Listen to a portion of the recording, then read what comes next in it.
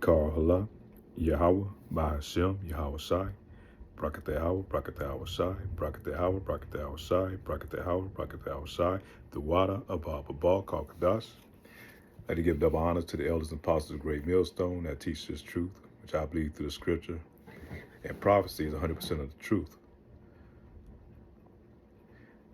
I did a lesson yesterday on why, we're going through the curses and the hell that we're going through. And found some more precepts, so I'm going to make a second part to that, just for edification purposes, so we have a clear understanding, because a lot of jakes often have this question of, why the Lord punishes his people, if he so loved them, And I had this debate, I ain't gonna say really a debate, but I talked with other people, when I first came into this truth, and they say, if we're the Lord people, then why are we going through? Why, why all these things are happening? And, these are precepts to back up why the Lord does what he do. And like I said, this is the second part to the first lesson. And we're going to go into Isaiah chapter 5, verse 1. Now will I sing to my beloved, a song of my beloved touching his vineyard. And the song that the Lord is talking about, it's his truth, this knowledge. My beloved hath a vineyard in a very fruitful hill. And he fenced it and gathered out the stones thereof and planted it with the choicest vine. We're talking about, the best of the best, talking about Israel out of all the other nations. And built a tower in the midst of it. And also made a wine press, and therein, and he looked at it, should bring forth grapes, and brought forth wild grapes. Now he's talking about when he brought us into our homeland. He defensed us. He put we were able to have fortitudes around us to protect us from these other nations. The Lord, protected us. He put us in our homeland. He put us on fertile ground, and he gave us everything that we needed as a people. But what we do, we went off, We had everything there. We had the Lord looking over us. We had all the provisions that we needed. We were the Lord chosen people out of all the other nations. But then we started worshiping after these other gods and following the ways of these heathens. And therefore, he treated us like the heathen. But let me read on. Isaiah chapter 5, verse 3. And now, O inhabitants of Jerusalem, men of Judah, judge. I pray you betwixt me and my vineyard. Verse 4. What could have been done more to my vineyard that I have not done in it? Wherefore, when I looked at it, should bring forth grapes, but it brought forth wild grapes. And it's talking about, the wicked people of our nation. So he gave us everything that we needed, man. Just like having a child, you take care of that child. You make sure it doesn't have a want for food, for water, for clothing. You go, you buy toys, and, you celebrate that child. You take care of that child like you're supposed to. But yet that child turns his back on you. He goes out here and he's giving praise to somebody else's dad, And he's, so that's where it was with the Lord, with us, man. We became like wild grapes. We became wicked as a people, as a whole,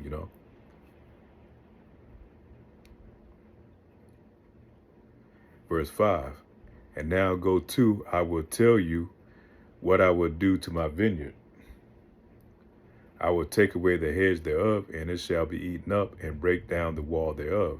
So the hedge that he took down was our protection. So that's why we are here totally defenseless in these times, man. We have no protection. He turned his back on us, and he left us to our own defenses, man, which was nothing to these other nations. And that's why Esau Edom was able to come in there during the time of the Romans and, kick us out of our homeland and destroy our temples, because we went off. The Lord took away our defenses. And now here we are today, man. We left totally bare, man. We have no covering. But the Lord has, these curses are coming off of us, and the only elect is going to be delivered in these times, man. And I will lay it waste, and it shall not be pruned nor digged, but there shall come up briars and thorns, and I will also command the clouds that there no rain come upon it. And same way with our homeland, we were kicked out of our homeland, man. It became almost like a desert wasteland to those 1948ers came over there and took over our homeland. We got evicted because we were going off. Now it's nothing but it's like you got a garden and if you don't take care of it, you don't tend to it, and you don't keep the weeds out, it's going to overgrow with weeds, and nothing is going to be left there with weeds, and your vine or whatever you planted is going to disappear. Second Ezra, we're going to the book of Second Ezra, chapter 8, verse 55. Said Ezra's going to give his take on it and what the Lord has told him. And therefore ask thou no more questions concerning the multitude of them that perish. That's the Lord talking to Second Ezra, telling him, don't ask any more questions, because Ezra was questioning him about the same thing. Why? Why are people going through what we're going through? Second Ezra chapter 8, verse 56. For when they had taken liberty, they despised the Most High, thought scorn on they despised the Most High, thought scorn on his law, and forsook his ways. So we didn't follow the laws, statutes, and commandments that the Lord had laid before us, and forsook his ways, the ways that he told us, to follow after, how we're supposed to conduct ourselves. That's when we had liberty. We had, we had options to do whatever we wanted to do, and we chose to follow the ways of the heathen. Moreover, they have trodden down my righteous. And talking about the Lord's people, man, the Lord's elect that we know is out there preaching, the Lord's saints. And said in their hearts that there is no God, Yahweh, yea, that knowing they must die. And that's the same with our people today, man. Wicked as hell. They try to tell you that there's no God. If there was a God, then why would all these things happen? It was they questioning God, man. And they horn after these other gods, in Islam and Buddha and anything else that you can think of, man. Second Ezra chapter 8, verse 59. For as the things aforesaid shall receive you, so thirst and pain are prepared for them. For it was not his will that men should come to naught. But they which created have defiled the name of him that made them. So they defiled the name. How did they defile the name? Especially here in Babylon the Great, by calling on Serapis Crispus, which they termed as Jesus Christ, man. That's not his name. His name is Yahweh Ba'ashem Yahushua. But they which created have defiled the name, and that have made them, and were unthankful unto him that prepared life for them. And therefore is my judgment now at hand. So that's why we went through the hell that we was going through. But now we're at the end of this thing, man. And still Jake don't want to come out of that deep sleep. Jake is still wicked. Jake's still worshiping these other gods and these other deities that, they worshiping their oppressors. Therefore, they're going to be destroyed. Going to go into the book of Romans, chapter 11, verse 7 through 8. What then?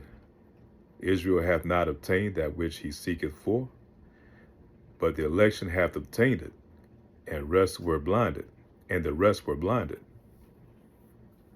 So only the elect is going to receive this truth, man. But the 2/3 of our people, mainly here in Babylon the Great, the Lord has blinded them for a reason, man. It's not for them to receive this truth.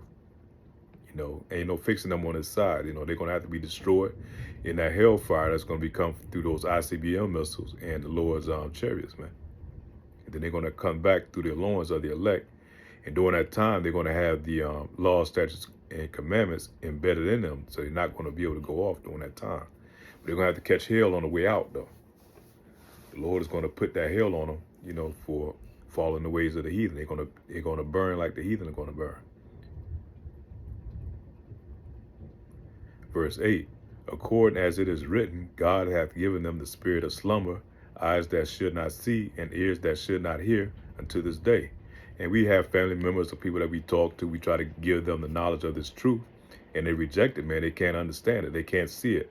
So the Lord has put slumber on their eyes, man, that they can't see this truth. Ears that they cannot hear.